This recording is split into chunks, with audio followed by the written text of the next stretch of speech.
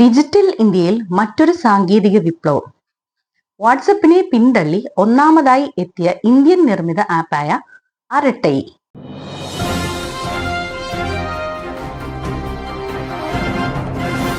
Digital India കെട്ടിപ്പടുത്തുന്നതിൽ നിർണായകമായത് നമ്മുടെ യുവതലമുറ തന്നെയാണ്. പുത്തൻ സാങ്കേതിക വിദ്യയെ വളരെ വേഗം സ്വീകരിക്കാൻ തയ്യാറുള്ള തലമുറയ്ക്ക് മറ്റൊരു ലക്ഷ്യം കൂടിയുണ്ട്. സാങ്കേതിക വിദ്യയിൽ നമുക്കും മുന്നേറാൻ സാധിക്കില്ലേ? സാധിക്കുമെന്ന് തെളിയിച്ചിരിക്കുകയാണ് ഇന്ത്യൻ ടെക്നോളജി വിഭാഗം. എല്ലാ കാര്യത്തിനും മറ്റു രാജ്യങ്ങളെ സമീപിക്കുന്ന ശീലം പണ്ട് മുതലേ തുടരുന്നതാണ്. എന്നാൽ കഴിഞ്ഞ കുറച്ചു വർഷങ്ങളായി നമ്മുടെ രാജ്യം തദ്ദേശീയമായി പലതും കണ്ടുപിടിക്കുകയും അതിലൂടെ ലോകത്തിന്റെ ശ്രദ്ധ ആകർഷിക്കുവാനും നമുക്ക് കഴിഞ്ഞിട്ടുണ്ട്. അതിന് പ്രോത്സാഹനം നൽകുന്ന സർക്കാർ ഉണ്ടെന്നതും നമുക്ക് അഭിമാനിക്കാം. ഇന്ത്യൻ നിർമ്മിത മെസ്സേജിംഗ് ആപ്പ് സ്റ്റോറുകളിൽ ജനപ്രിയ വാട്സാപ്പിനെ പോലും മറികടന്നാണ് ഇന്ത്യയുടെ സ്വന്തം മെസ്സേജിംഗ് ആപ്പായ അരട്ടൈ എത്തിയിരിക്കുന്നത്. തമിഴ് വാക്കായ അരട്ടൈയുടെ അർത്ഥം ചാറ്റ് എന്നാണ്. തമിഴ്നാട്ടിലെ ചെന്നൈ കേന്ദ്രീകരിച്ച് പ്രവർത്തിക്കുന്ന പ്രമുഖ സോഫ്റ്റ്വെയർ കമ്പനിയായ സോഹോ കോർപ്പറേഷനാണ് അരട്ടൈ വികസിപ്പിച്ചെടുത്തത്. 2021 അരട്ടൈ പുറത്തിറക്കിയത്. ഇതൊരു സ്പൈവെയർ രഹിത മെസ്സഞ്ചർ ആപ്പാണ്. വാട്സപ്പ് ഉപയോഗിക്കുമ്പോൾ ലഭിക്കുന്ന എല്ലാ സൗകര്യങ്ങളും ഇതിലും ലഭ്യമാണ്.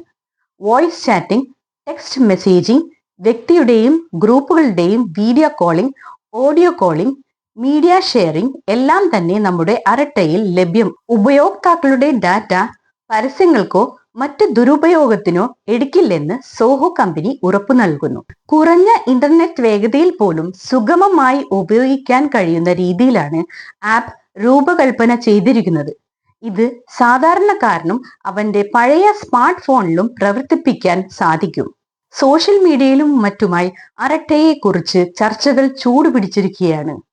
വാട്സപ്പ് ഘാതകൻ എന്ന വിളിപ്പേര് പോലും അരട്ടയ്ക്ക് കിട്ടിയിരിക്കുന്നു. 2021 പുറത്തിറക്കിയെങ്കിലും ഇപ്പോഴാണ് അരട്ടൈ തരംഗമായിരിക്കുന്നത്. ആപ്പ് സ്റ്റോറുകളിൽ ഒന്നാമതായി എത്തി എന്നതും മറ്റൊരു പ്രത്യേകതയാണ്. അതും വാട്സപ്പ്, ടെലഗ്രാം, ത്രെഡ് തുടങ്ങിയ ജനപ്രിയ ആപ്പുകളെ പിന്തള്ളിയാണ് മുമ്പിലെത്തിയത്. സ്പൈവെയർ രഹിത ഇന്ത്യൻ നിർമ്മിതമെന്ന കമ്പനി ഉറപ്പും കൂടിയായപ്പോൾ വിജയം ഉറപ്പിച്ചു. പ്രാദേശികമായി നമ്മൾ തന്നെ നിർമ്മിച്ച ഡിജിറ്റൽ പ്ലാറ്റ്ഫോമുകളിലേക്ക് മാറാൻ പല പ്രമുഖരും നിർദ്ദേശം നൽകിയിരുന്നു. കേന്ദ്ര വിദ്യാഭ്യാസ മന്ത്രി ധർമ്മേന്ദ്ര പ്രധാനെ പോലുള്ളവർ ഇടപെട്ട് പ്രോത്സാഹനം തന്നപ്പോൾ അരട്ടയുടെ കുതിപ്പിന് വേഗമേറി. മാതൃ കമ്പനിയായ സോഹോയുടെ ഉറപ്പ് ഇതിൽ പ്രധാന ഘടകമായി. വ്യക്തിഗത വിവരങ്ങൾ പരസ്യത്തിനായി ഉപയോഗിക്കില്ലെന്ന ഉറപ്പ് ആപ്പ് ഡൗൺലോഡ് ചെയ്യാൻ പ്രേരിപ്പിക്കുന്നതായി. വാട്സപ്പിൽ നിന്നും ലഭിക്കുന്ന എല്ലാ ഫീച്ചറും ഇതിലുള്ളപ്പോൾ നമ്മുടെ സ്വന്തം ആപ്പിനെ സ്വീകരിക്കാൻ ജനങ്ങൾ മടികാട്ടിയില്ല. അരട്ടൈ ജനകീയമായപ്പോൾ ഉപയോക്താക്കളുടെ എണ്ണത്തിലും പെട്ടെന്ന് വർധനവുണ്ടായി. ഇത് സെർവറിന് താങ്ങാൻ സാധിക്കാതെ വന്നിട്ടുണ്ട്. സൈനപ്പിലും OTP ലഭ്യതയിലും താമസം നേരിടുന്നുണ്ട്.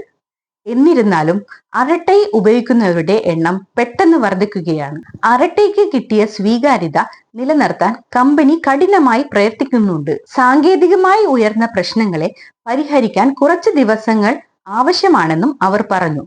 എങ്കിലും അരട്ടൈ തരംഗമാവുമെന്നതും വളരെ ലളിതമായി ഉപയോഗിക്കാൻ കഴിയുന്നതിനാൽ എല്ലാവരിലും എത്തുമെന്നതും ഉറപ്പാണ്. ഡിജിറ്റൽ ഇന്ത്യയായി മാറുന്ന അതിനിർണായക കാലയളവിൽ അരട്ടയുടെ വരവും പ്രശസ്തിയും സ്വീകാര്യതയും നമുക്ക് പ്രചോദനമാകുന്നു. അരട്ടയിലൂടെയാവട്ടെ ഇനിയുള്ള ചർച്ചകളും സ്നേഹ സംഭാഷണങ്ങളും.